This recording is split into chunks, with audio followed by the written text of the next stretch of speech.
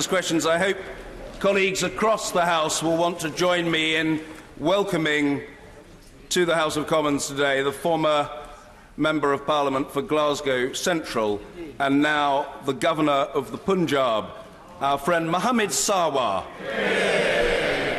Welcome, Mohammed. Order. Questions to the Prime Minister. Drew Hendry. Question number 1, Mr. Speaker.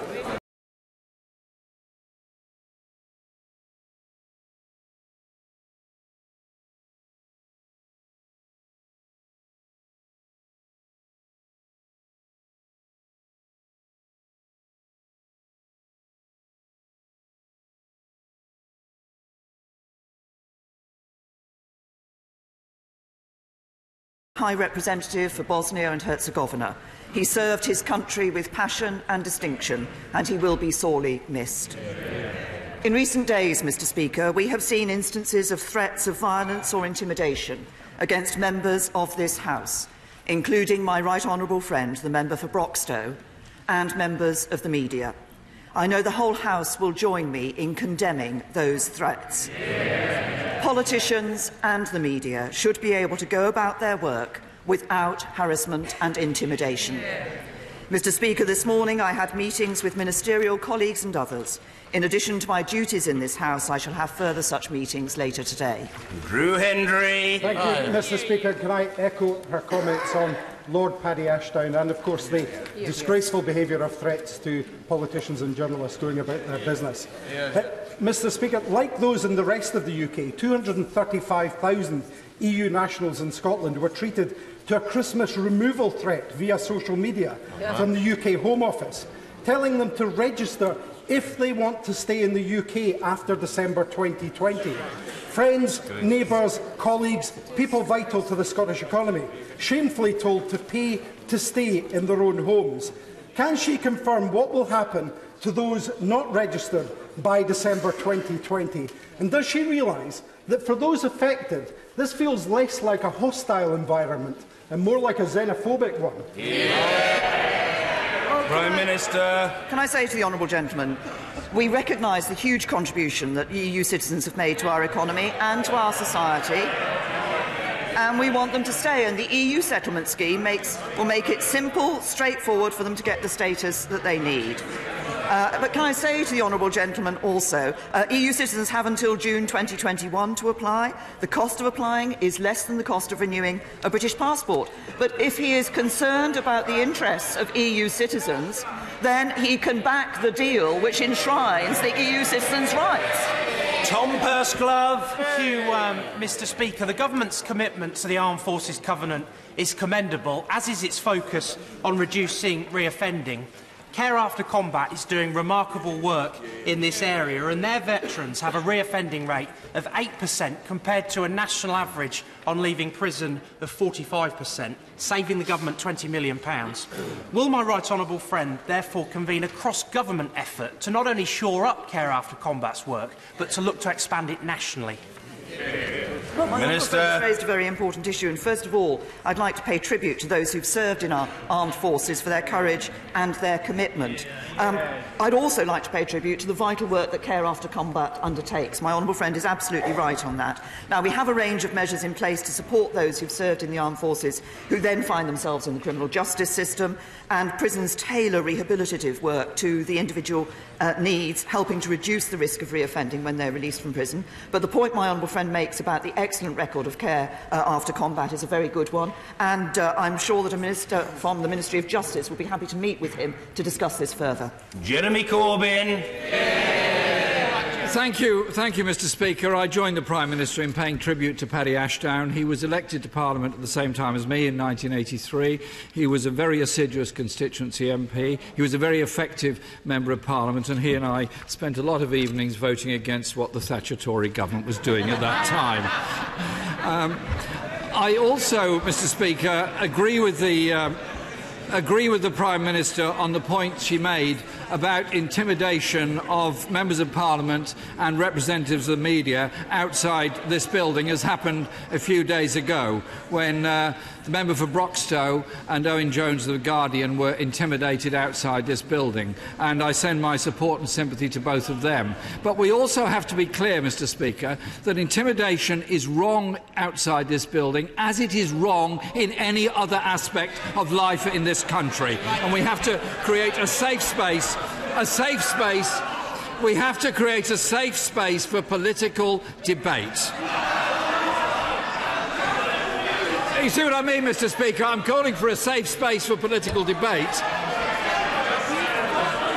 Order, we've got a long way to go. The questions will be heard and the answers will be heard. No amount of heckling, no amount of noise will make any difference to that simple fact. Jeremy Corbyn. Mr. Speaker, I also am sure the whole House would join me in wishing a speedy recovery to the 2 British soldiers who were injured in Syria last week.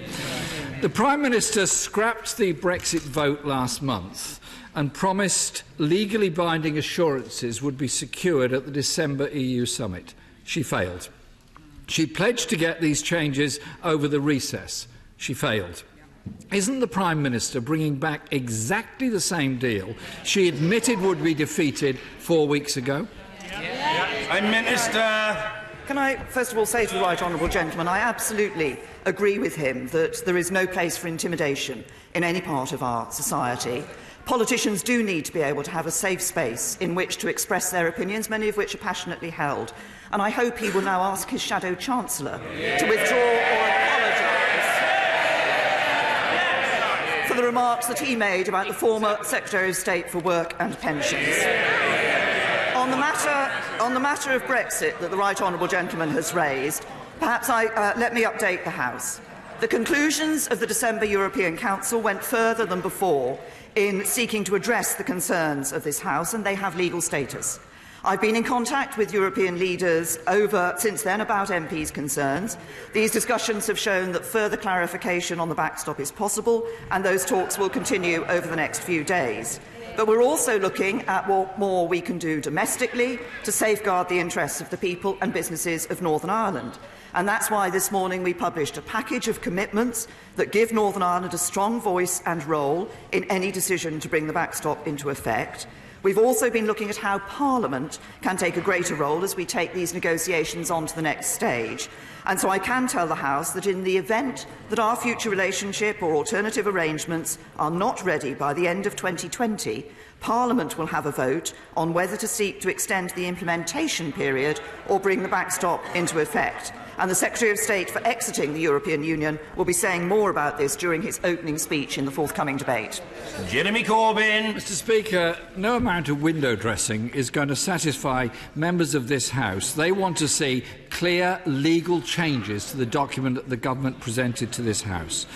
The Foreign Secretary said the Prime Minister has not been asking for anything new in her discussions with the European Union. She doesn't tell us. So doesn't that tell us that the Prime Minister has been recklessly wasting time, holding the country to ransom with the threat of no deal in a desperate attempt to blackmail MPs to vote for her hopelessly unpopular deal? Prime Minister.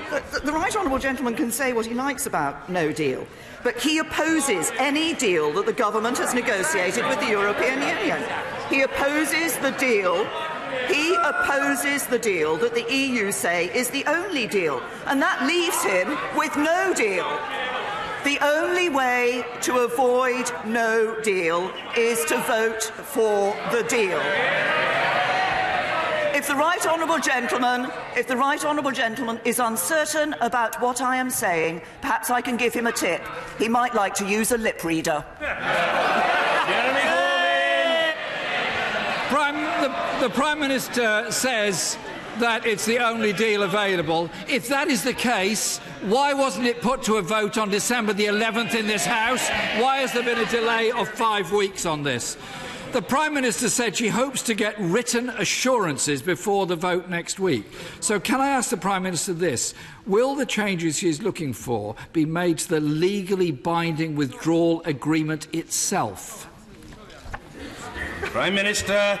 Can I say to the right honourable gentleman, as I have said earlier in my remarks, and I've said previously, there are three elements that we are looking at. One is the undertakings and assurances we are looking for from the European Union, and those will be available. We intend that those will be available to the House before the House votes at the end of this debate. We are also looking at what more we can do domestically. I've set out, the Secretary of State will be clearer and more detail will set out what we're going to do in relation to the powers for Northern Ireland and in relation to the question of the role of Parliament for the future.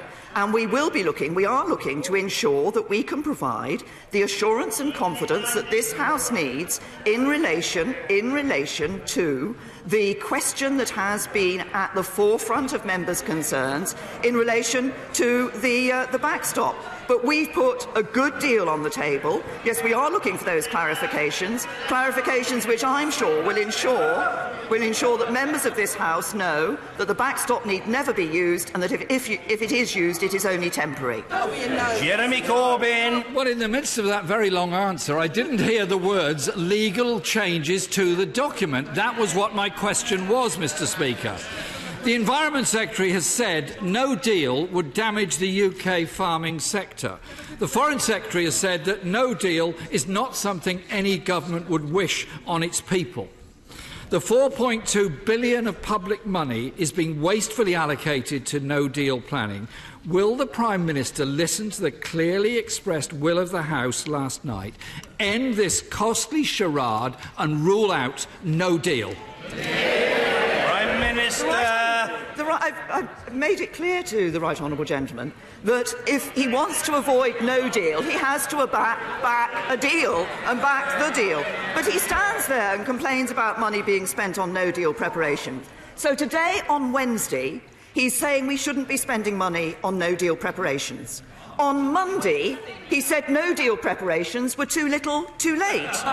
He can't have it both ways. Either we're doing too much or we're doing too little. So perhaps he can break his usual habit and actually give us a decision. Which is it? Corbyn. This is the first time since 1978 that a Prime Minister has been defeated in the Finance Bill in the House of Commons. Last night, the House made it clear in supporting the amendment in the name of my friend, the member for Normanton, Pontefract and Castleford, that no deal should be ruled out. That is the position of this House. The UK automotive industry has written to the Prime Minister in December asking her to take no deal option off the table or risk destroying this vital UK industry. Given this House has now rejected no deal, will the Prime Minister protect thousands of skilled jobs in the automotive industry and others and rule out no deal? Prime Minister.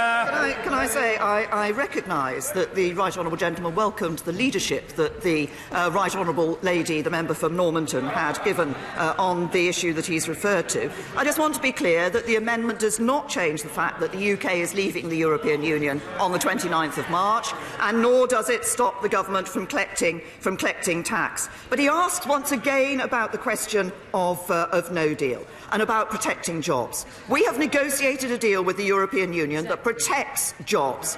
We have negotiated a deal with the European Union that ensures what is raising concerns, he says, is the prospect of no deal. It is absolutely sensible for this government to prepare for no deal, and those preparations are even more important given the position taken by the right honourable gentleman.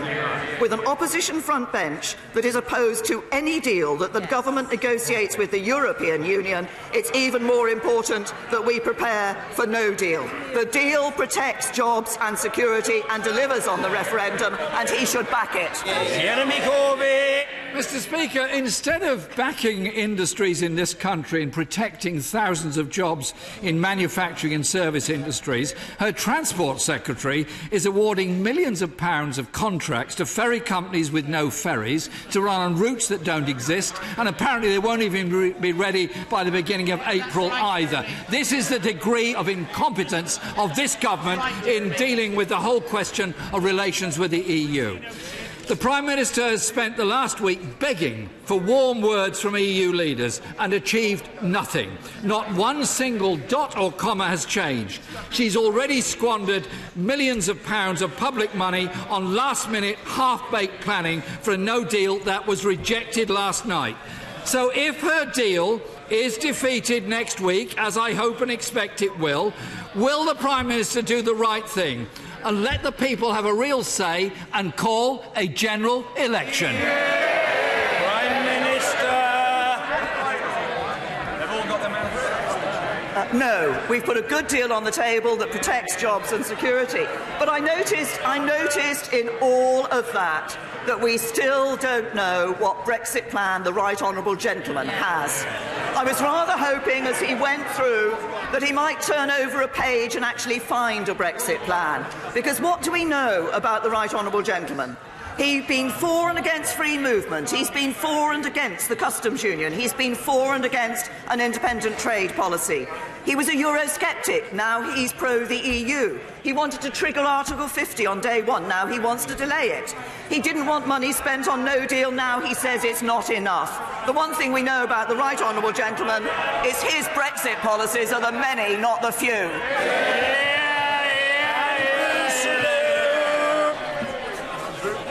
The NHS long-term plan is hugely welcome, in particular its recognition that GPs are the bedrock of the NHS.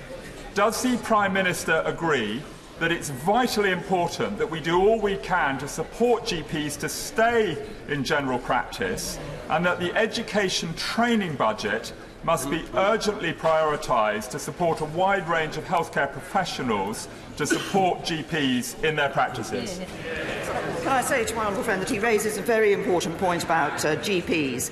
And indeed, of course, if he looks at the long-term plan for the NHS, which was launched on Monday, which is being made possible by the £20.5 billion extra we'll be putting into the NHS in 2023-24, he will see that support for the workforce, including GPs, is a very important part of that plan. And indeed, a greater focus on primary care, which will be better for people in helping to keep them out of hospital. At any point in time, 20 to 30% of people in hospital don't need to be there, is an important part of that plan. GPs are an essential element of that. I assure my honourable friend that they will be part of that important workforce planning. Ian Blackford. Thank you, Mr. Speaker. Can I concur with the Prime Minister on her remarks and Paddy Ashdown and make the point that all of us collectively have a responsibility to make sure there is no intimidation in our public life. Mr. Speaker, the Prime Minister delayed the doom Brexit vote last year on the promise of written concessions from Brussels. Prime Minister, where are they? Can I say to the Right Honourable Gentleman, I set out the position in my first response to the Leader of the Opposition. I suggest he should have listened to it. Ian Blackford. We're used, Mr. Speaker, not to getting an answer, and there we have it again. What the Prime Minister promised was that we would get written concessions, that Parliament would have the opportunity to vote on that, and nothing has materialised. A month has passed, and nothing has changed. Mr. Speaker, last night, the Prime Minister suffered another humiliating defeat. When will the Prime Minister face the facts? There is little support for her deal or no deal in this House. The new year began without concessions. The Dublin talks failed without concessions. The debate on her deal restarts today without concessions. Mr. Speaker, the Prime Minister is frozen in failure, asking MPs to write a blank cheque for her blindfold Brexit. MPs should not be debating without the full facts. Is it this, or when are the concessions, not just clarifications? When will the Prime Minister guarantee that this House will see the full details before we start the debate this afternoon? The Prime Minister. As I said in response to his first question, I set out the position earlier. I referenced, as he will know, the conclusions of the December European Council, which went further in relation to the issues that I had raised with the European Council than they had gone before, and those have legal status, but we are, of course, working further on those issues. But the Right Honourable Gentleman can't get away from the fact that if he wants to avoid no deal, he has to be willing to agree a deal. The deal that is on the table, the deal that is on the table that the EU has made clear is the only deal, is the one that the United Kingdom government has negotiated with the European Union. And if he really wants and is concerned about ensuring that we can look ahead with a bright future across the whole of the United Kingdom, he should back that deal. Order. Closed question. Michael Fabricant. Question 11, Mr. Speaker. Prime Minister. Thank you. I was pleased to meet the Mayor of the West Midlands last October when my right honourable friend the Chancellor and I visited the Kings Norton headquarters of ADI Group. And we saw firsthand the opportunities that apprenticeships can afford, and that's why we're seeing annual investment in apprenticeships double to nearly £2.5 billion by 2020. It was also an excellent opportunity to see a successful West Midlands company doing its bit to give young people a career, and I'm pleased to say that the latest statistics show employment in the West Midlands has risen by 276,000 since 2010. Michael Fabricant. Well, that's fantastic news, but I think the Prime Minister will agree with me that transport is also the key to employment. And I just want to raise the question of the rail line which lies between Lichfield and Burton, which is currently only used for freight. It passes the National Memorial Arboretum, which gets around 500,000 visitors a year, but they all have to come at the moment by road along the busy and congested A38. So, could I ask the Prime Minister that this rail line be upgraded to a passenger service, providing a valuable east-west connection from Birmingham, and would she also allow me to take her personally around the National Memorial Arboretum? Prime Minister.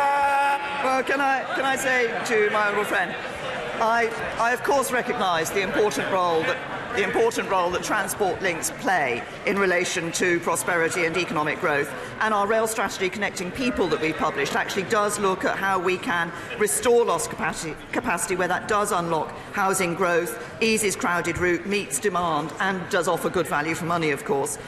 It's for local authorities and local enterprise partnerships to determine whether a new station or train service is the best way to meet local transport needs, but we'll work closely with local authorities and local enterprise partnerships to take forward the schemes which they're interested in progressing. And in relation to the Arboretum, I will of course consider a visit in the future, and I think he's probably given me an invitation it's very difficult to refuse.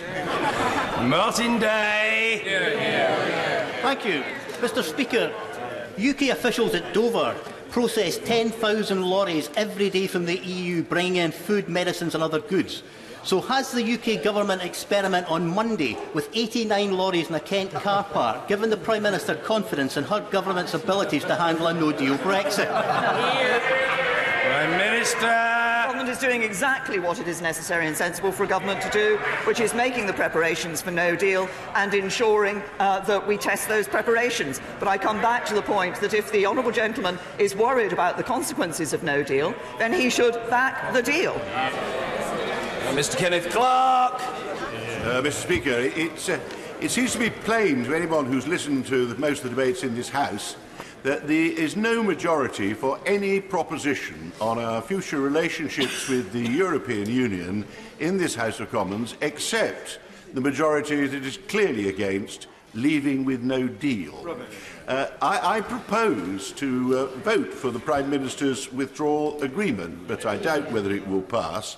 And if it is passed and we get into a transition, there is no majority or consensus on what the government is supposed to be negotiating for in the years that will follow that will settle our future political and economic relationships with Europe. So the Prime Minister has to be flexible on something. So would she consider, if she loses the debate next Tuesday, moving to the obvious step in the national interest of delaying or revoking Article 50 to consider what the British actually want? The Prime Minister. First of all, can I say to my right honourable and learned friend that he said that he referenced the withdrawal agreement and said that there was no position in relation to what the future relationship should be. Of course, the framework for that future relationship, in greater detail than many had expected, is set out in the political declaration, which is the instructions to the negotiators for the future. But I think in that circumstance, it is right that we consider the role that Parliament would play as those negotiations go forward in ensuring that we get that future relationship right. I believe it is possible to have that future relationship, which is deep and close with the European Union, but gives us the freedom to do what we want to do, which is to have independent trade policy and develop trade agreements and trade arrangements with the rest of the world. John Speller. Thank you, Mr. Speaker. Can I welcome the crackdown on cold calling to fleece pensioners out of their hard-earned pension pots? But isn't this just dealing with the symptoms rather than the underlying cause, which is the ill-judged free-for-all pension changes introduced by her friend, the previous Chancellor George Osborne, which gave the green light to the shysters and the spivs? What's she going to do about that? Prime Minister. What the changes that were made by the government and introduced by the previous Chancellor of the Exchequer did was actually gave pensioners more flexibility and more freedom in relation to how to use their own money. Nonsense! And then Gerald Gillen. Mr. Speaker, every member of this House knows that drivers and commuters want greater investment to repair our roads and upgrade our existing railway services. Yet we are wasting money on a deeply unpopular project where the management has failed, the costs are out of control, and which will end up costing the taxpayer more than £100 billion. That's about £300 million per mile of track. Why can't we face up to reality, Prime Minister, and cancel HS2 and spend the money on the people's priorities for transport rather than on this overpriced project which will never deliver value for money for the taxpayer?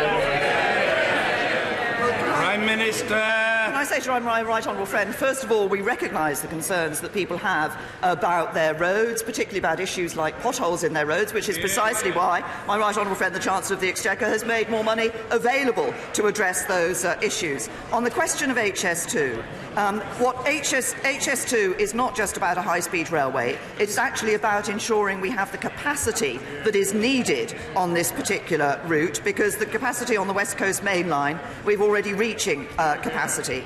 We're already seeing HS2 spreading prosperity. It's encouraging investment. It's rebalancing our economy. And that's 10 years before the railway even opens. We've seen 7,000 jobs created across the UK and 2,000 businesses across the UK delivering HS2, and it will bring tens of billions of pounds worth of benefits to passengers, suppliers and to local communities up and down the route. Sir Edward Davey. Can I thank the Prime Minister for her words about Lord Ashdown, our friend Paddy. Paddy was loved on these benches, and I believe he was respected across the House and across the country, and we will miss him deeply. Mr. Speaker, an unusual thing happened last night. Conservative MPs and opposite MPs united. Leavers and Remainers united. United to back my proposal for review of retrospection in a law called the loan charge, which offends against the rule of law and has caused misery to tens of thousands of people.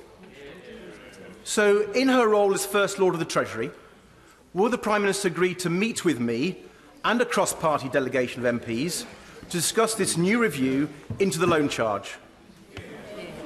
Prime Minister. To the right honourable gentleman, first of all, I think he was absolutely correct. Lord Ashdown, the late Lord Ashdown, was deeply respected across this House and across Parliament as a whole, and widely across the country too.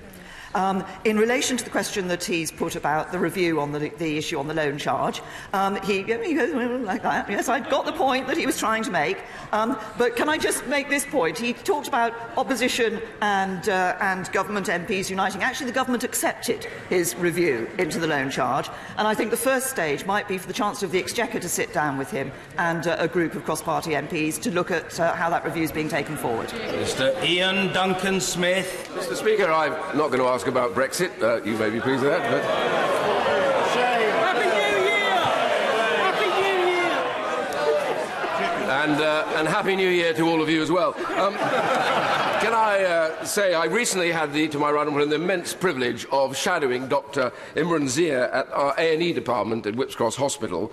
It was a humbling experience to witness the dedication and fantastic skill of our doctors and nurses. But they work in buildings that are now well over 100 years old, and they know they need better facilities.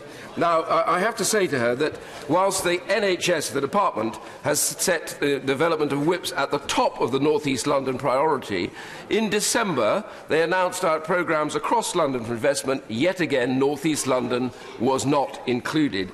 So can I ask my right honourable friend, please, would she now visit Whipps Cross Hospital? Would she see how important and vital it is to the area? And would she work with our excellent Health Secretary and work on the basis of a fantastic announcement on Monday to invest in those buildings and those facilities? Well, Prime Minister. Again, my right honourable friend has issued an invitation that I will certainly look at the possibility of taking him up on that invitation. He makes an important point at the end there about the announcement that we made on Monday. My right honourable friend, our right honourable friend, the Health Secretary, has heard what he has been saying about the particular requirements of Whipps Cross Hospital, and will be happy to sit down and talk with him in more detail about that. And I'll certainly look at my diary and look at his invitation. Layla Moran. Thank you, Mr. Speaker. I'd also like to add my own sadness at the passing of Paddy. And in his final weeks, he was very concerned by the way that Brexit would play into Britain's place in the world. Brexit is clearly, for example, in Russia's geopolitical interest.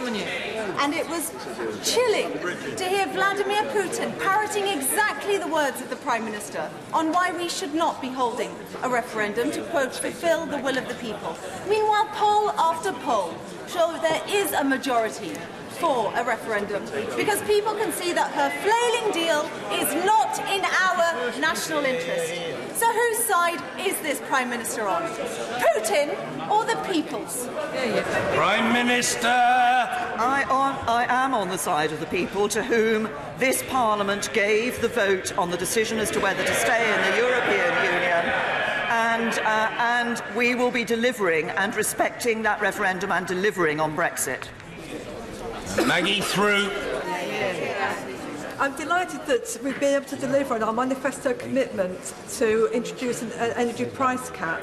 Can my right honourable friend outline how this price cap will benefit my constituents across Erewash? Yes. Well, can I say to my honourable friend, the fact that the energy price cap has now come in, I think, is a very important step that this government has taken. I think it's something like 11 million households will benefit from the price cap. It will be saving households money as a result of what this government has done, because we recognise the concern people had about energy prices, and it's this government that has acted to deliver, and her constituents in Erewash will see a benefit as a result. Jill Furness.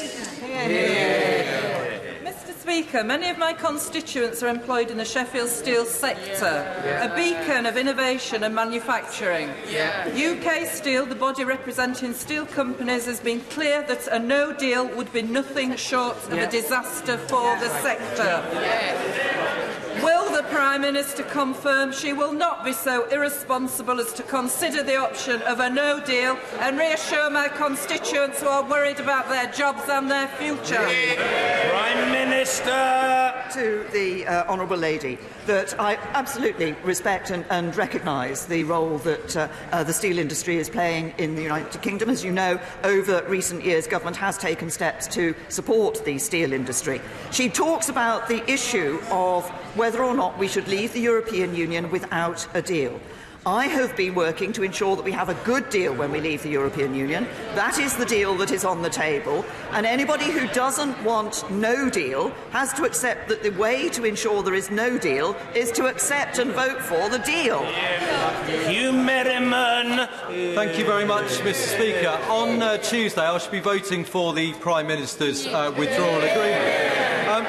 But can I ask the Prime Minister to consider one particular aspect for which I must declare a rather rash... Order. The question from the honourable gentleman must be heard. And as I scarcely heard what he said, I think the honourable gentleman should start again and deliver it. Yes, he should start again and deliver it in full. Mr. Hugh Merriman. Mr. Speaker, I wear my Arsenal tie. Unfortunately, the terraces here are not quite as well behaved as they are at the Emirates. Mr. Speaker, as I was mentioning, I will be voting for the Prime Minister's deal on Tuesday. There is one particular aspect I would like the Prime Minister to look at, for which I have to declare a rather rash financial interest. It relates to page 33 of the withdrawal agreement, where citizens' residency can either be provided free by the UK government or commensurate to existing cost. I rather foolishly, in a Brexit meeting in Bexhill, was so confident that this would be free by the government that I offered to pay the charge to one particular European citizen who was not quite as confident. Mr. Speaker, my question to the Prime Minister is, surely, given this was a decision by the UK public, surely we should be welcoming our friends, our neighbours, our essential workforce from the EU and offering this charge free so that they can stay in this country at our cost. The Prime Minister. To my honourable friend, obviously I recognise the concern that he's raised. The fee of £65 to apply for status under the scheme is in line with the current cost of obtaining permanent residence documentation, and it will contribute, of course, to the overall costs of the system. But applications will be free of charge for those who hold valid permanent residence documentation or valid indefinite leave to enter or remain, and for children being looked after by a local authority. And where an application is granted pre-settled status under the scheme, there will from April 2019 be no fee when they apply for settled status. And as I said earlier in response to another member, the EU settlement scheme actually will make it simple and straightforward for people to get the status that they need. Sir Stephen Kinnock. Thank you, Mr. Speaker. This week our cross-party group, Norway Plus, published Common Market 2.0, a clear plan that respects the 52-48 mandate, addresses concerns about free movement, protects jobs in my Aberavon constituency and helps to reunite our deeply divided country. If the Prime Minister's deal is rejected on Tuesday, will she then give the House the opportunity to vote on a range of the options, including Common Market 2.0, and will she be giving her benches a free vote on those options? Prime Minister. Gentlemen, as he knows, I am working to ensure that the deal that has been negotiated by the UK government with the European Union is voted positively on by this Parliament, because it is a good deal. It does what he wants. It protects jobs and security. It also delivers in full on the referendum result, which is a key issue. I believe we owe it to people to deliver what they wanted, which was control of money, borders and laws, and that's what the deal does. Jack Lepresti. Thank you, Mr. Speaker. Can I thank my right honourable friend for ensuring our manifesto commitment to scrapping tolls on the Severn Bridge crossings has been met. This will put £1,400 a year into the pockets of thousands of motorists, many of which are my constituents, and does she agree this will help transform the economies of the South West and South Wales? Yes, can I say to my honourable friend, I think this is an important step that the government has taken. It is one that was advocated, I know, by individual members and by the Secretary of State for Wales, and it will indeed, I believe, have a very positive economic effect on Wales, but also a positive economic effect on the South West and indeed on constituencies like my honourable friends. Mr. Clive Betts. Thank you, Mr. Speaker. The Local Government Association has produced figures showing that councils of all political persuasions overspent their children's services budget by £800 million last year. The figure for Sheffield was £12 million. This is totally due to the fact that the number of children in care has risen to a 10-year high.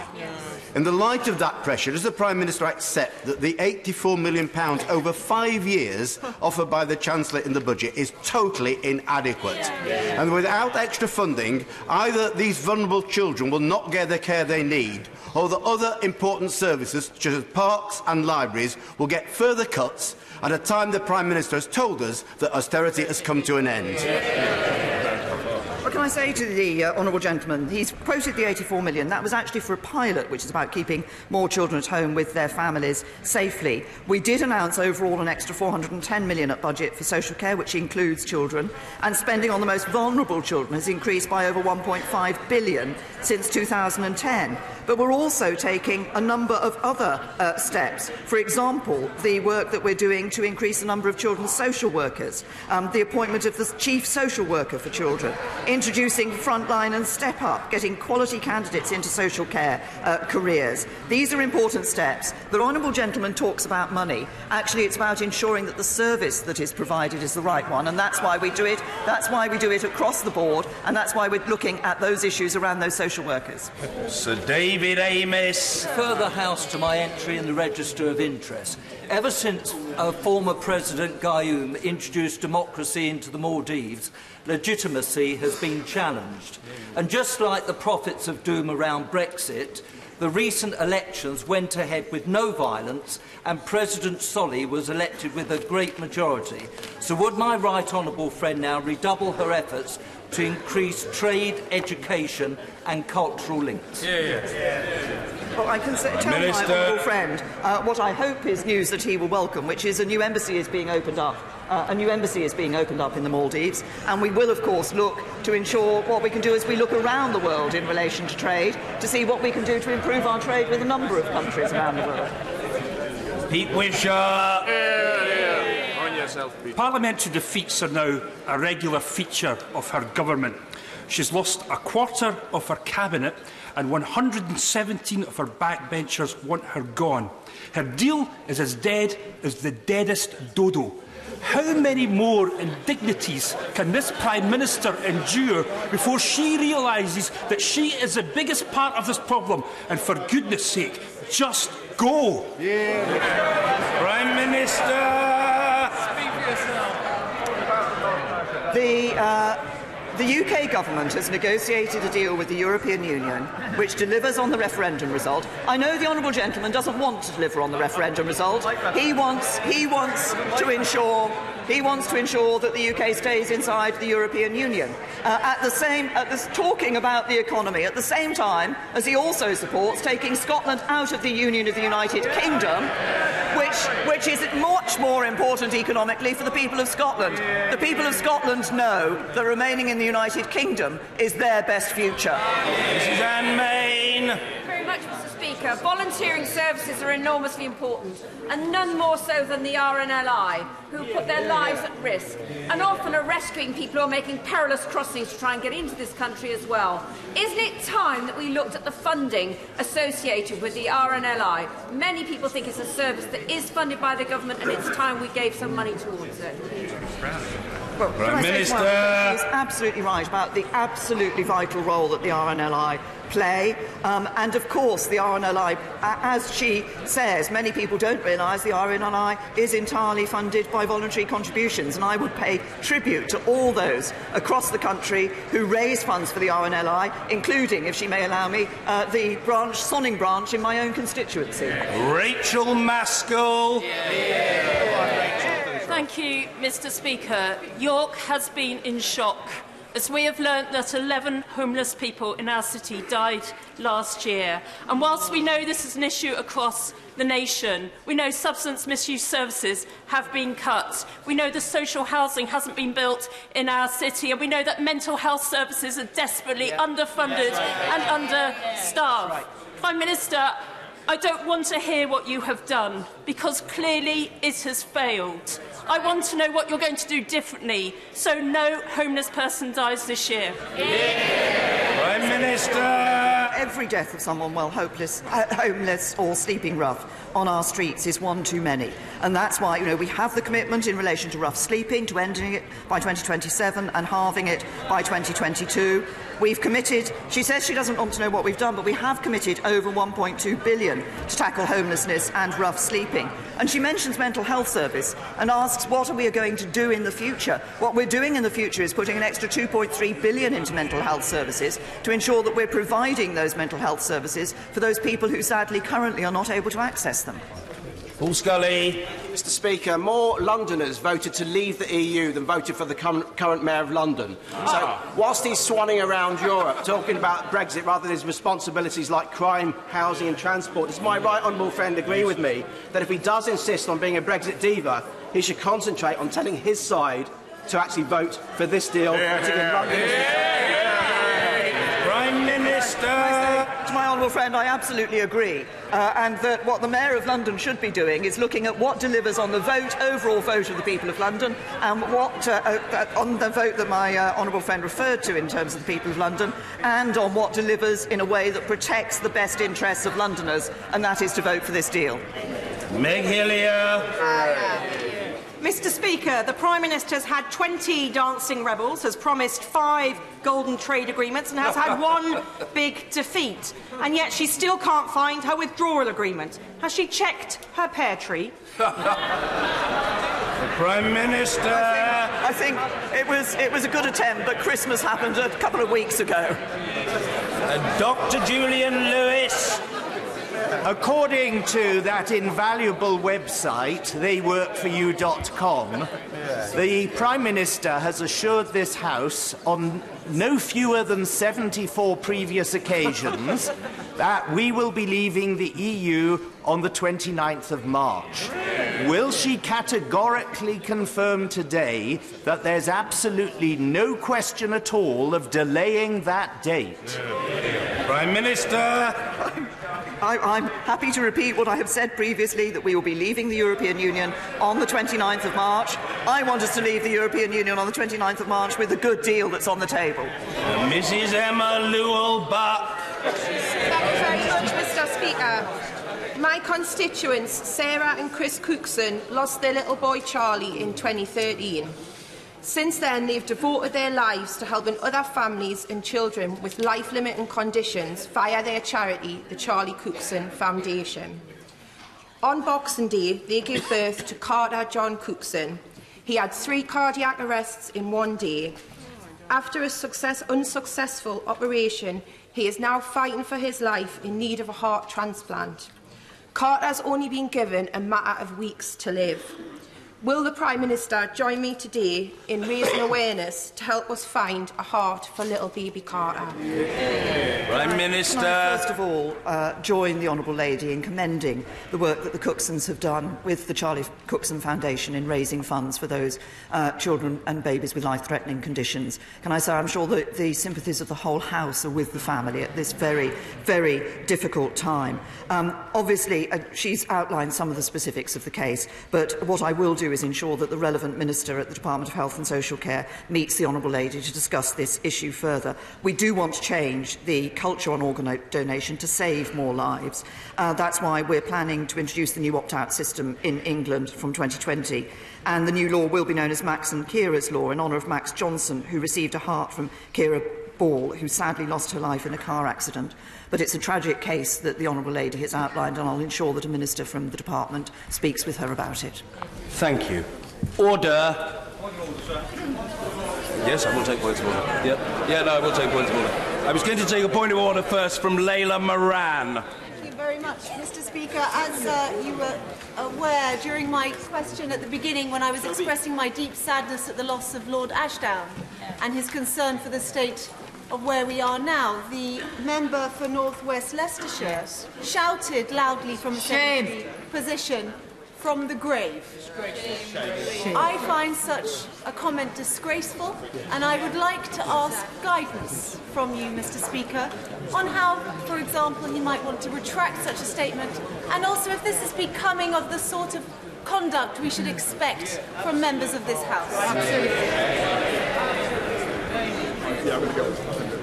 I did hear those words. I did not hear a particular member. I did not see a member mouth those words, but I did hear those words.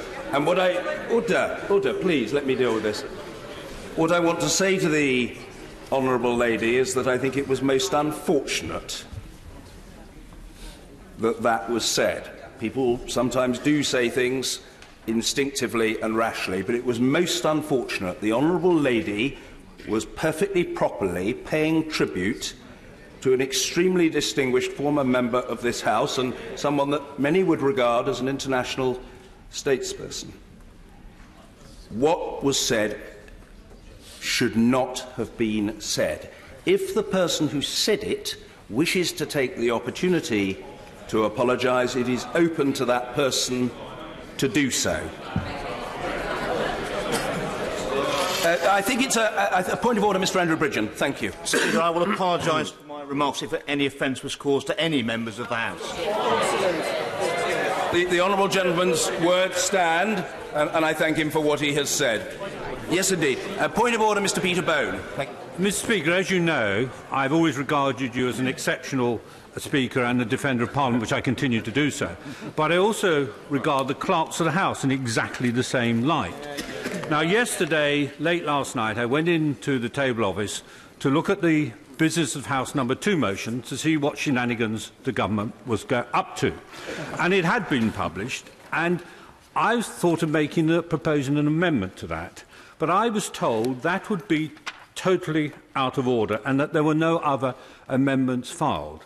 Today on the order paper, there is an amendment to that, and that puts me in, I think, somewhat of an unfortunate position.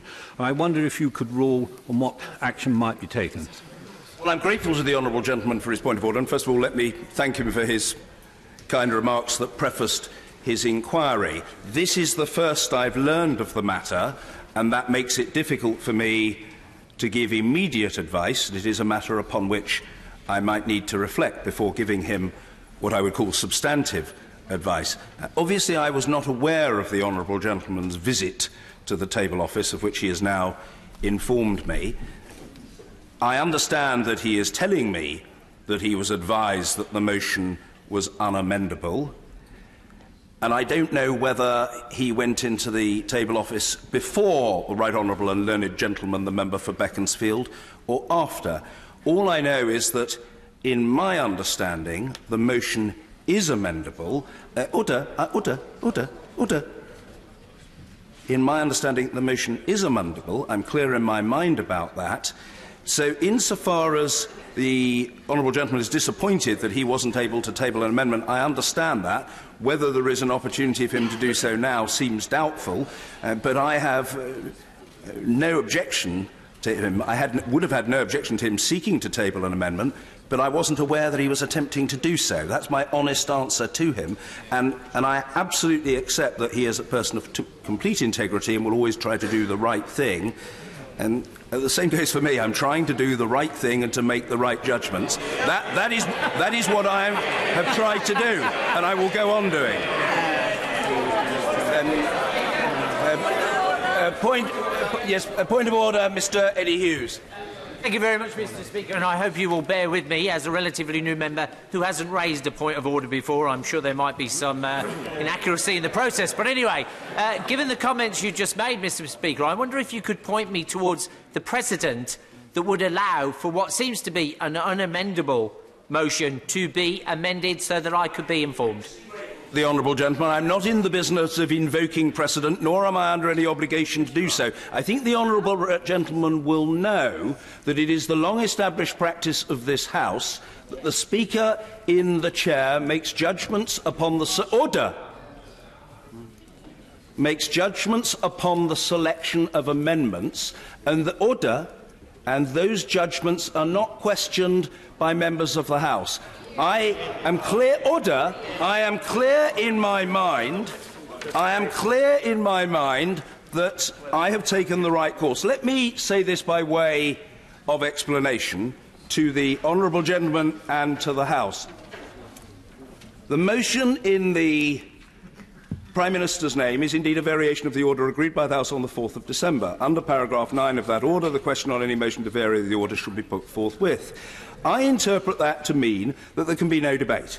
But the terms of the order, I must advise the House, do not say that no amendment can be selected or moved. I cannot allow debate, but I have selected the amendment in the name of the Right Honourable and Learned Gentleman, the member for Beaconsfield. At the appropriate point, I will invite him to move it once the motion has been moved. That is the position. Yes, indeed. Yes, indeed. A point of order, Mr. Mark Francois. Thank you, Mr. Speaker. For the convenience of the House, I have brought with me a copy of the original business motion, which says very clearly, and which was passed by this House on the 4th of December 2018. Under the general paragraph, towards the end of the motion, Mr. Speaker, it says, and I quote, "No motion to vary or supplement the provisions of this order shall be made except by a Minister of the Crown, and the question on any such motion shall be put forthwith. That was a motion of the House. Now, Mr. Speaker, I have not been in this House as long as you, but I have been here for 18 years, and I have never known any occasion when any Speaker has overruled a motion of the House of Commons. So, just to finish, sir, just to finish, you have said again and again you are a servant of this House, and we take you at your word. And I have heard you many times on points of order when people have challenged you said, I cannot do X or Y because I am bound by a motion of the House. You've done that multiple times in my experience. So why are you overriding a motion of the House today? The answer to the...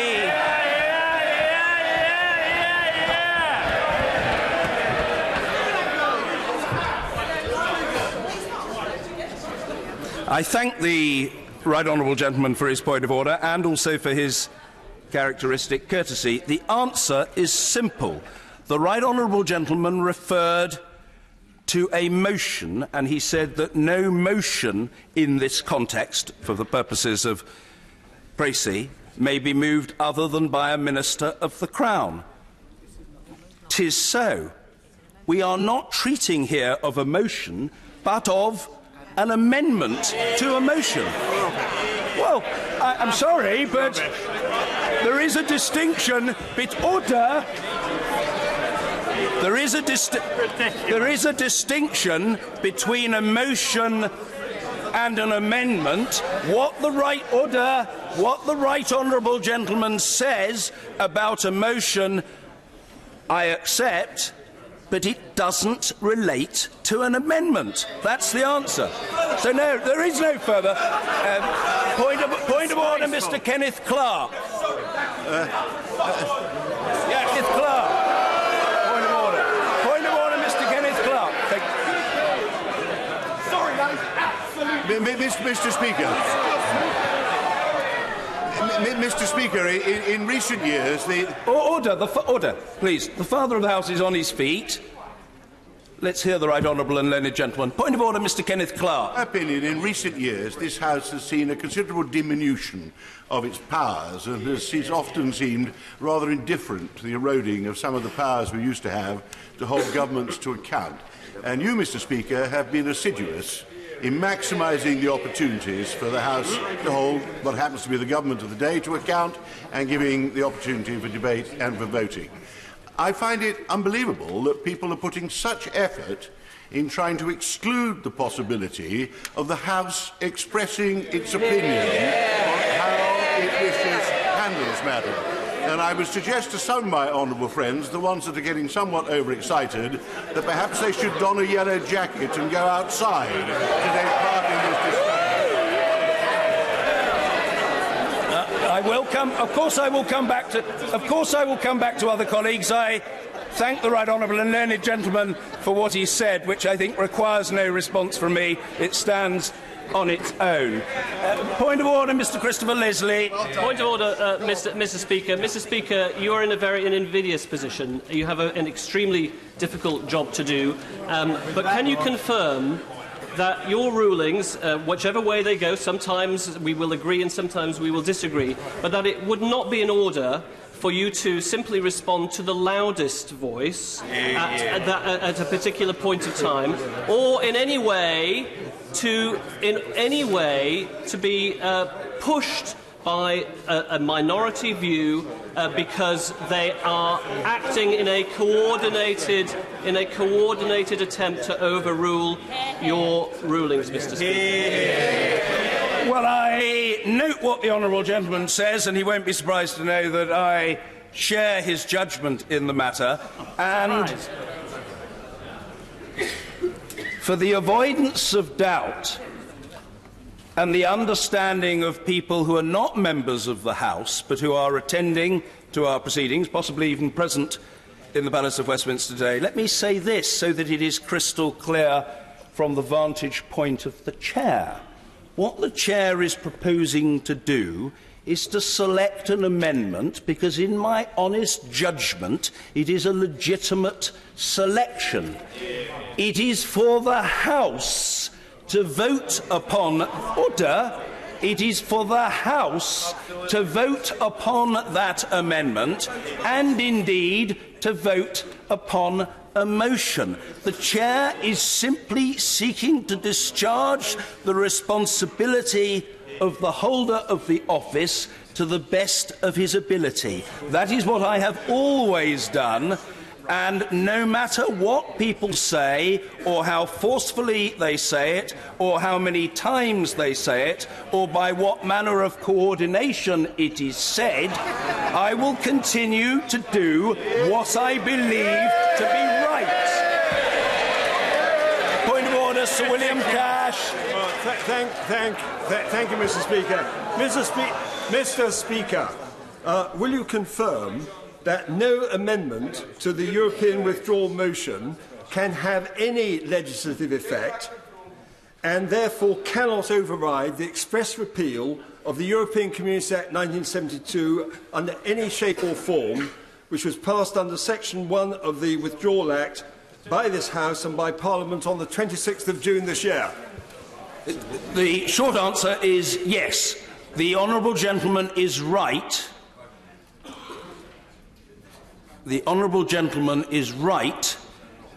Only statute can overrule statute.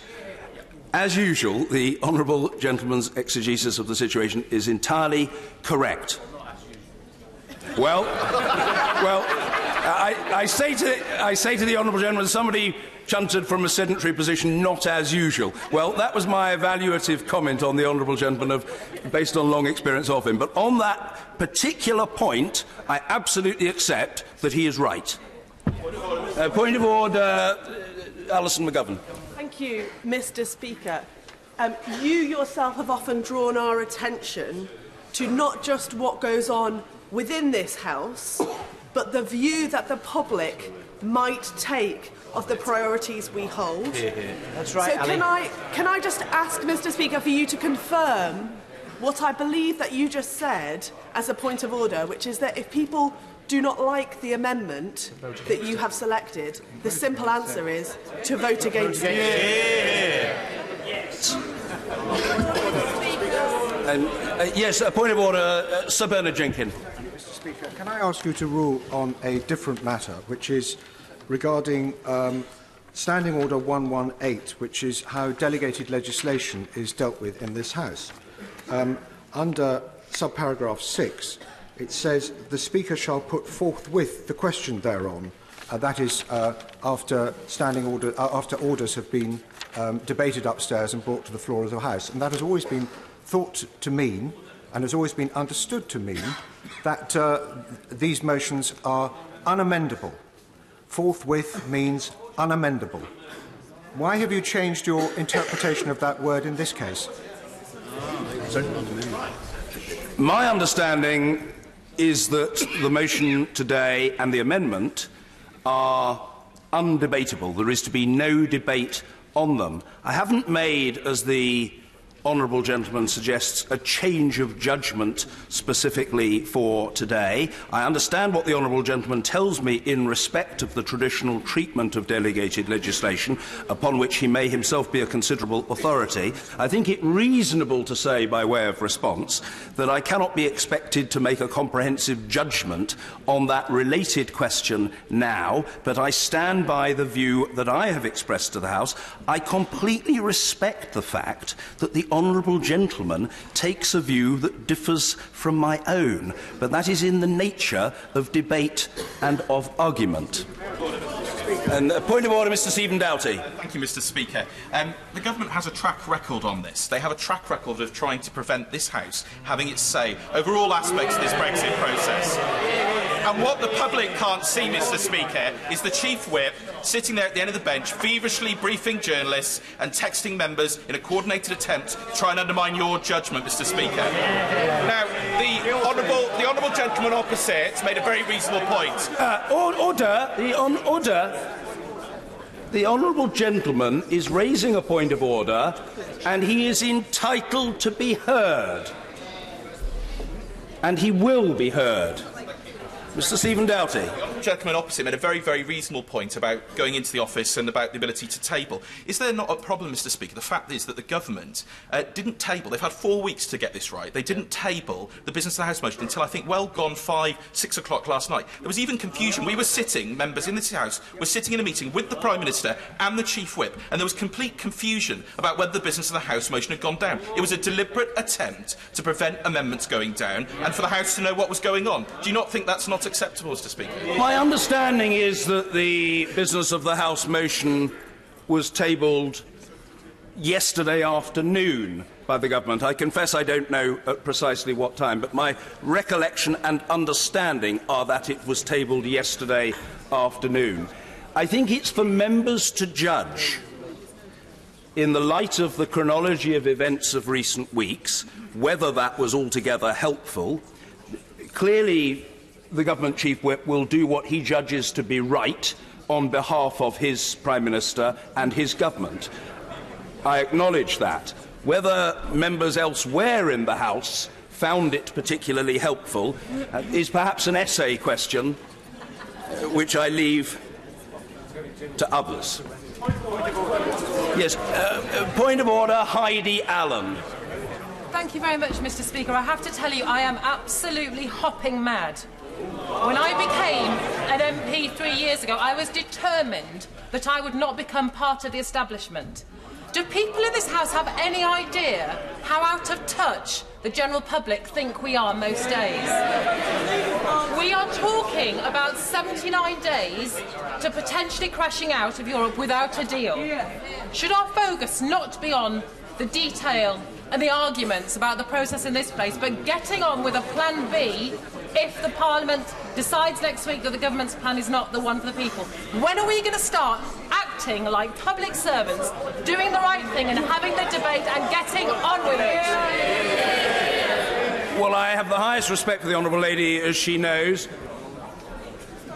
I take on board what she says, and I don't dissent from it. Equally, however, if members raise points of order, it is my responsibility to deal with them as fairly and effectively as I can. Clearly, I think there will be a desire at some stage to proceed to the substance of the matters with which we are supposed to be dealing, but if there are further points of order, of course I will hear them and do my best to respond. Point of order, Vicky Ford. Thank you, Mr. Speaker. In my previous job in the European Parliament, I often found I was being asked to vote on amendments that had not been debated. And one of the things I really like about this House is that before we vote on amendments, we get a chance to debate that amendment. Can you confirm that if this amendment is put to a vote today, we will have had a chance to debate it? Very simple reason that the terms for today, specified by her right honourable friend, the Government Chief Whip, specify no debate. So if the honourable lady asks me whether there will be a debate, the honest answer to her is no, but that isn't my fault. A point of order, Mr. Angus Brendan McNeill. No, order. Of course, a point of order, the Leader of the House. Thank you, Mr. Speaker. You will appreciate that there are members around the House who have concerns about your decision today. I think it would be very helpful to the House if you can confirm that your decision was taken in the full advice and agreement of the Clerk of the House of Commons. And perhaps to help the House, you might agree to publish the advice so that the House can understand the reason for your decision. Thank you. Forgive me, colleagues. I do want to hear the point of order from the Right Honourable Lady. I heard the start of it, but I didn't hear its continuation, so please, let's hear it. The Leader of the House. Thank Thank you, Mr. Speaker. As you will have heard today, there are some concerns about the decision that you've taken in the context of the House motion that's before us. And I wondered, therefore, if you could please confirm that your decision was taken with full advice from the Clerk of the House of Commons and other senior parliamentary advisers, and whether you might consider, under these circumstances, publishing that advice for the further...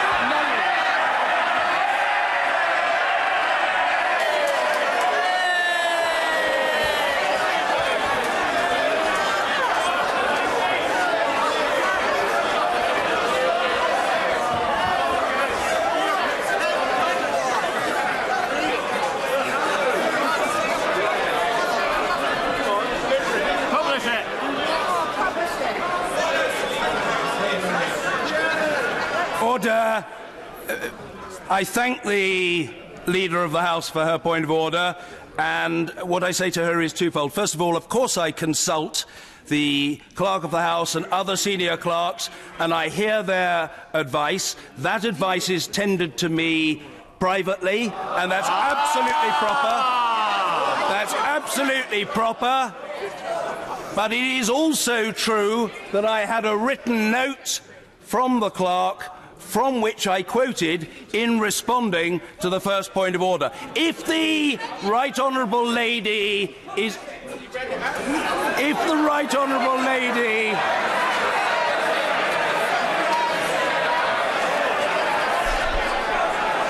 If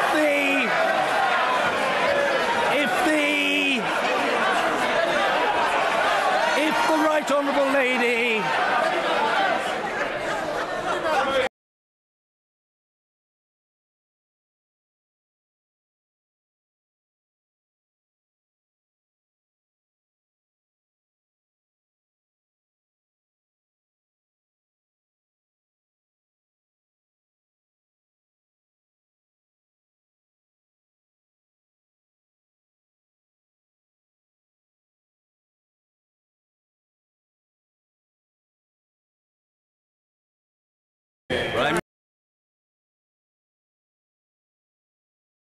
Clerk advise against it? The answer is I discussed the matter with the Clerk of the House. The Clerk offered me advice. We talked about the situation that faced the House today, and at the end of our discussion, when I had concluded, as I did, he undertook to advise me further in the treatment of this matter. That seems to me to be entirely proper. That is the situation, and I think that is what colleagues would expect. Point of order, Mr. Angus Brendan McNeill. Thank you very much, Mr. Speaker. And just before I begin, I'd like to wish Michelle Barney a happy 68th birthday today. Mr. Speaker, the contention with which this amendment is held is surely all the justification that is required for members to vote in it, to decide one way or the other, and you, sir, are correct in what you're doing. Thank you. Yes, on account of his seniority, I will take a further point of order from the Right Honourable Gentleman for Chingford and Woodford Green, but I hope he won't push his luck. Point of order, Mr. Ian Duncan-Smith. Mr. Speaker, as you know, I respect the Chair and I would never push my luck with you, sir. But I do ask this, because of the decision being made, it's not by any means a challenge of that decision, which is your right to make this in the Chair, but over the last 5 years, I have, on a number of occasions previously, particularly during the Maastricht debates, requested from the clerks whether or not we could amend business motions. I was always told categorically that precedent said that was not possible and therefore there was no point in doing it. I only say that as a statement. So I ask now, going forward, because this has a big impact on the government's ability to get their business regardless of Brexit, will the instruction go to the clerks that in future a backbencher wishing to amend a forthwith motion will now allow and be accepted against any business at all in the House? Say to the Right Honourable Gentleman that it seems entirely reasonable for me to say to him that I would like to reflect on that matter. Yes. Well, yes. Well, members cavil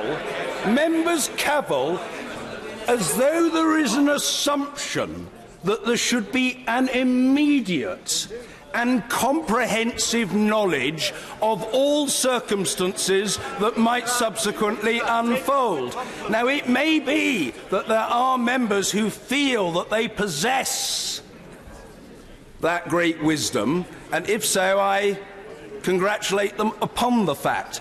I don't claim that wisdom, so I am giving, I absolutely admit, a holding answer to the right honourable gentleman. I will reflect on the point, but if he puts it to me like this, do I think that it is unreasonable that people might seek to amend a business of the House motion? I do not think it is unreasonable.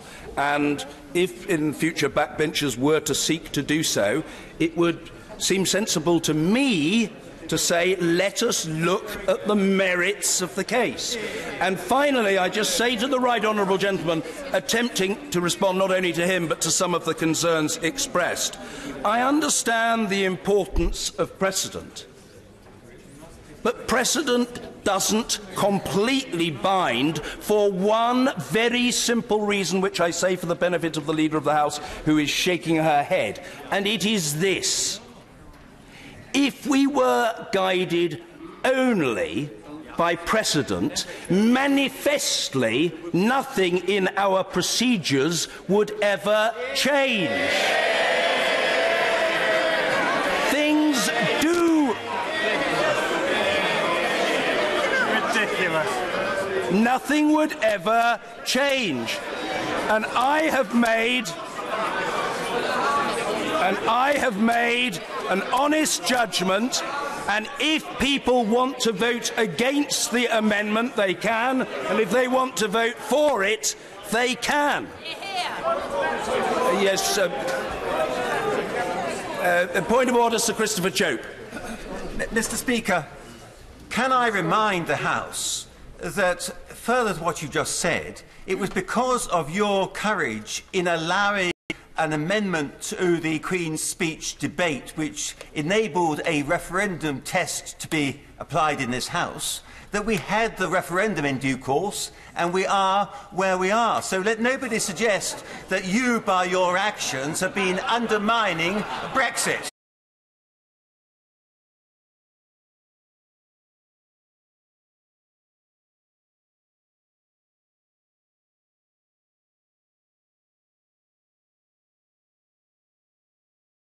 And I think I can cope with that.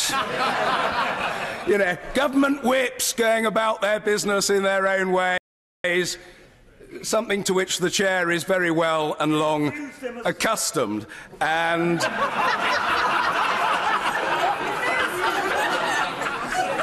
the notion that a government whip might now and again do things that are unhelpful to the chair is not entirely novel. I've got broad shoulders, and I'm not going to lose any sleep over that. Never have done, am not doing so, and never will. Secondly, what I say to the honourable gentleman, I thank him for his characteristic courtesy and his sense of fairness. He records the record accurately. I did indeed select an additional amendment to the gracious address, if memory serves me correctly, in 2013, and that was in the name of Mr. John Barron.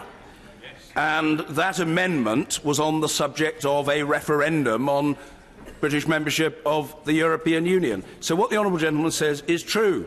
The fact is, there is a responsibility upon the chair to do its best to stand up for the rights of the House of Commons, including the views of dissenters on the government benches, that is to say independent-minded souls who don't always go with the whip, and to defend the rights of opposition and very small parties as well.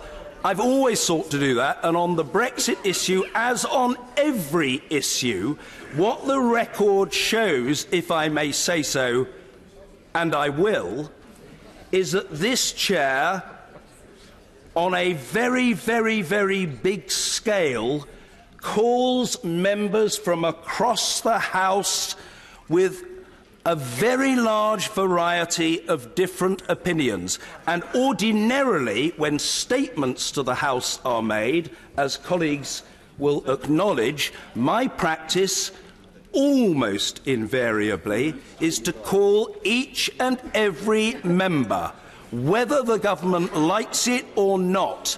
And that's not because I'm setting myself up against the government, but because I'm championing the rights of the House of Commons. I will come to the right honourable gentleman. Point of order, Angela Eagle. Thank you, Mr. Speaker. Will you agree with me that over the last few years we've seen a big evolution of the way that the government treats motions in this House, partly brought about by the right reforms, but we've seen the widespread ignoring of motions that have passed in this House and the beginning of a practice not to vote on motions, opposition motions especially, which the government feels are somehow awkward for it. And do you agree with me, Mr. Speaker, that this has taken away from the importance of decisions this House of Commons is making? And therefore, do you also agree that allowing this House of Commons to vote on more issues in a context in which those votes have to be taken and put into effect empowers this House of Commons and demonstrates that this House of Commons is taking back control, and you as Speaker have an absolute duty to ensure that this House of Commons is taken seriously, which is why I commend you for the decision you have taken today. Thank you. Rather than deal in detail with what the Right Honourable Lady has said, I will say that I agree with her assessment of recent events, and of course I thank her for agreeing with me. Yes, of course. Point of order, Mr. Simon Hoare. Thank you, Mr. Speaker. The advice of the clerks is entirely proper between you and the clerks. I think that is an accepted principle.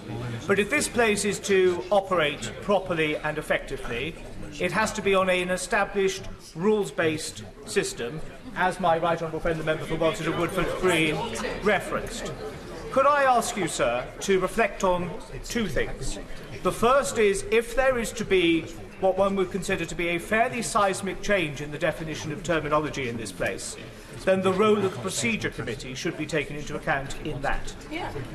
And I say to you personally, we need to reflect in this place about not about the personalities, not about the politics, but about the dignity of the office of Speaker and the dignity of the Chair.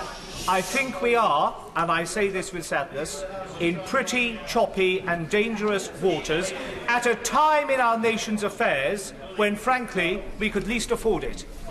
Extraordinarily grateful for the point of order from the honourable gentleman. I know he's deeply versed in the affairs of the House and takes his responsibilities to it very seriously indeed. I shall reflect most carefully on every word of what the honourable gentleman has said to me today. I agree that there could well be a role for the Procedure Committee in relation to this matter, and I thank him for what he has said. Yes, a point of order. I will come to other colleagues, if that is what colleagues wish to do. Point of order, Mr. Hilary Benn. Thank you very much indeed, Mr. Speaker. Given that the crisis that the country is facing over Brexit, the fact, as my right honourable friend has just said, that the House of Commons is taking back control is something to be welcomed rather than feared. Mr. Speaker, you have made your ruling. Yeah. It is clear the House should respect it. Absolutely. And I wonder if you could advise us how we could now move on to this business of the day, which I think the nation expects us now to turn our attention to. The short answer to the right honourable gentleman is that I am in the hands of colleagues, and I think he knows me well enough to know that I have never ducked a challenge. That's not in my nature. It's no part of my DNA, either since I've been in this House or in all of my life before I came into Parliament. The right honourable gentleman member for Birkenhead says from a sedentary position, words to the effect, let's get on. And I would like to move on, but I do wish to treat colleagues with courtesy. Well, somebody said you can, but I will take a few remaining points of order if people wish to raise them. But I do just very gently say to the honourable gentleman from the government backbenches who just raised his point of order and talked about the dignity of the chair and the importance of our procedures, if people are going to invoke that importance, it would be helpful if they did not undermine that self-same point by continuous and repetitive dispute. Point of order, Mr. Jacob Rees-Mogg. Thank you, Mr. Speaker. I have 2 points which I would be grateful for clarity on. The first of all, under Section 9 of the Order of the House setting out the terms of this debate, which says that no motion may be made other than by a Minister of the Crown, you have interpreted that that allows for an amendment to be made to the motion, but then that motion as amended has to be put, which is the motion, which needs to be put by Minister of the Crown under the order. So is it therefore the case that the motion, if amended, may not then be put unless it is adopted by a Minister of the Crown? And I then have a second point. If Mr. Speaker, I may come on to the second point, which is the precedential... I've heard the honourable gentleman's first point, but I would like to hear his second. Mr. Jacob Rees-Mogg. Mr. Speaker, the second point really does relate to the interpretation of the word forthwith, and for the benefit of the Commons Journal tomorrow, how this is to be understood in future when these matters arise. If you look at page 458 of Erskine May, which I'm sure you have, it says that they must be put forthwith without any possibility of amendment, which reads as if it is a single set rather than simply forthwith qualified in this way. But the question that then arises is on the other important standing orders that are affected by the forthwith question.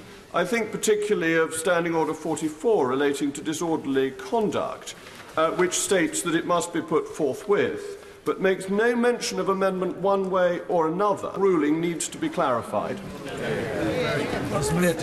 On the second point, which is not altogether dissimilar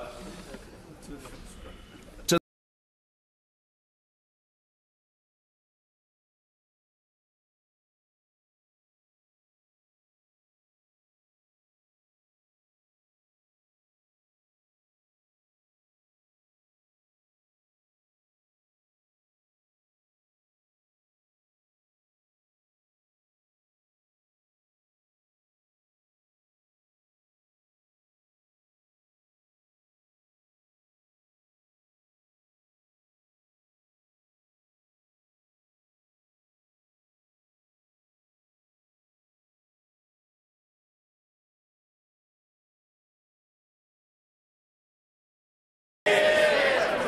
the short answer to the right honourable gentleman is that I am in the hands of colleagues, and I think he knows me well enough to know that I have never done the first point that the honourable gentleman raised. The answer is that if the motion has been moved, it must then be warrants a serious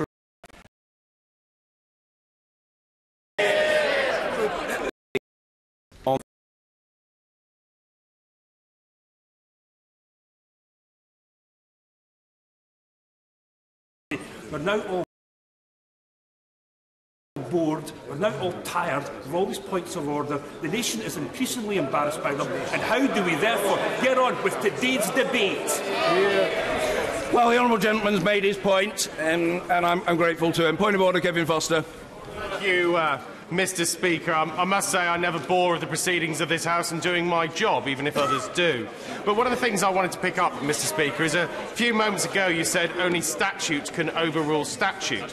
The Act that the motion relates to specified a period of 21 calendar days for the government to come back. This would specify 3 sitting days. Which one has precedence, and why did you select this amendment? I've already explained the situation that appertains to the amendment, and I don't wish to be unkind to the honourable gentleman, but if after all of the exchanges he's still not clear as to my rationale for the selection of the amendment, I'm not sure, frankly, that I can very greatly help him. I think I'm right in saying that the reference to 21 days, as I've just been advised from a secondary position by the Clerk of the House, is a 21-day maximum. And when the honourable gentleman inquires about supremacy, in a sense, which takes precedence over the other, I simply make the point that that which is governed by statute is a matter of legal fact. Earlier in this series of exchanges, the honourable gentleman, the member for Stone, asked me to confirm his legal understanding, and I did so. And that seems to me to treat of the point that concerns the honourable gentleman. Point of order, Luciana Berger. Thank you, Mr. Speaker. Mr. Speaker, there will be times in this House when we agree, when we disagree, but as the Speaker, I respect the ruling that you have made today.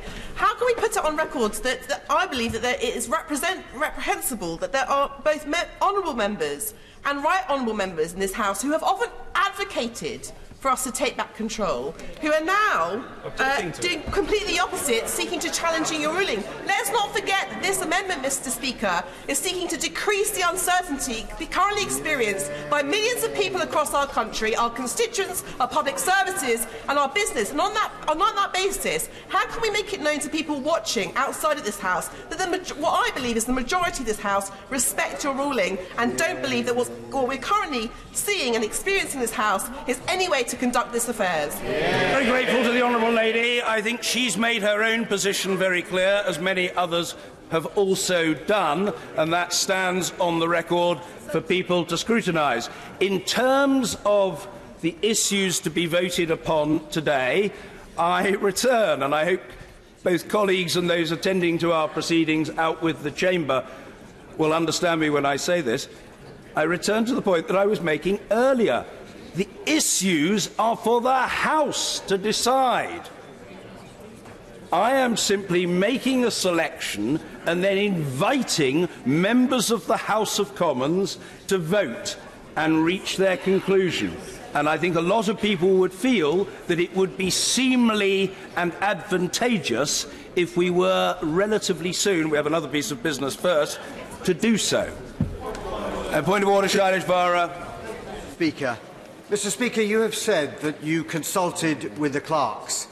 However, for the sake of clarity, will you kindly inform the House whether the decision that you have arrived at is different to the initial advice, to the initial advice that was provided to you by the clerks? Not confirming or denying that. I'm saying what I said earlier, that I had a discussion with the clerk and with other clerks. We discussed the situation, the various scenarios, the proffering of advice, and I stand by what I said, and I've got nothing to add to that. And it is perfectly proper that the Speaker consults with and hears the views of the clerks who serve at the table, and sometimes other clerks as well. Point of order, Mr. Martin Whitfield. I'm grateful, Mr. Speaker. I really seek your guidance on behalf of myself and perhaps others in this House. There is a difference between a motion and an amendment, and if the government had wished to prevent amendments, would a better worded motion a few weeks ago relieve them of the problem they find themselves in today? I'm not sure that I want to speculate on that, but the honourable gentleman has obviously applied his beady eye to the material on the paper, that is to say on the order paper in front of him, and he has reached that conclusion. And others may also do so. Point of order. Point of order, Mr. Nigel Huddleston. Mr. Speaker. Mr. Speaker, you and your deputies have a well-deserved reputation for being absolute sticklers for protocols, processes and conventions in this place, which personally I find occasionally quite frustrating, but I utterly respect. But to that end, would it be in order, Mr Speaker, for you, as you consider this important matter, to consult with your deputies as to the appropriateness or not of accepting this amendment? I'm extremely grateful to the honourable gentleman, but the short answer is no. And I'll tell the honourable gentleman why the answer is no. The clue is in the title. The Speaker in the chair. The Speaker is elected to discharge his responsibilities to the House to the best of his ability. That is what I have done, diligently, conscientiously and without fail, for the last 9.5 years. Mine is the responsibility. I don't seek to duck it. And point of order, Mr David Lammy. Mr Speaker, would you agree that in all of our experience in this House, it is extremely unwise to thrust civil servants and officials who give their advice in confidence and are neutral into the public domain in this way? And that when it has happened in the past, it has often ended very badly for those individuals indeed. And the House should stop that, and it is extremely inappropriate for a leader of the House to lead that charge. Well, the honourable gentleman makes his own point in his own way with considerable force and alacrity. I respect him and I respect what he said.